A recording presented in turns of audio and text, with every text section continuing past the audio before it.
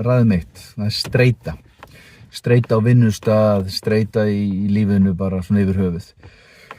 Það tíminn rosalega mikið af fólki í einkatímum og á námskeiðum annað og fólk talar að vinnur við vinnu sem mikil streita, búið að vera erfiðir tímar og svona.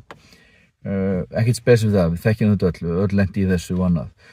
Málið bara spurningin hvað það að gera í því, það annað en að vera í því. Það skiptir gríðarlegu máli og þegar maður krefur þetta niður og svona notar svona almenna skynsemi, þegar maður veit það að öndun sem dæmi, bara að stilla af öndun, róa öndun, breyti taugakerfinu, breyti hvernig manni líður. Það meira jafnvægi, maður verður meira ókei. Rannsóknir eru mjög klárar og einfaldar af þessu. Þú spyrir fólk, hversu oft breytir öndunin í þessa viku?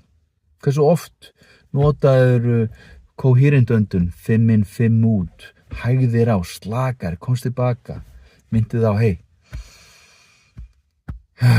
dæstir, hey, ég ókei, ég í lagi. Hversu oft gerður það þegar það var þessi erfiða vika? Svarið oftast bara ekki neitt. Þannig að ég skil það að þetta hafi verið erfið vika því þú gerðir ekki neitt í því nema að vera í því.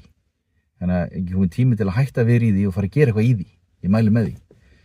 Öndun, frí, kostar ekki neitt. Það er bara að læra hana, gera hana, markvisst og hægt og rólega. Þá ertu meira ókei. Mæli með því.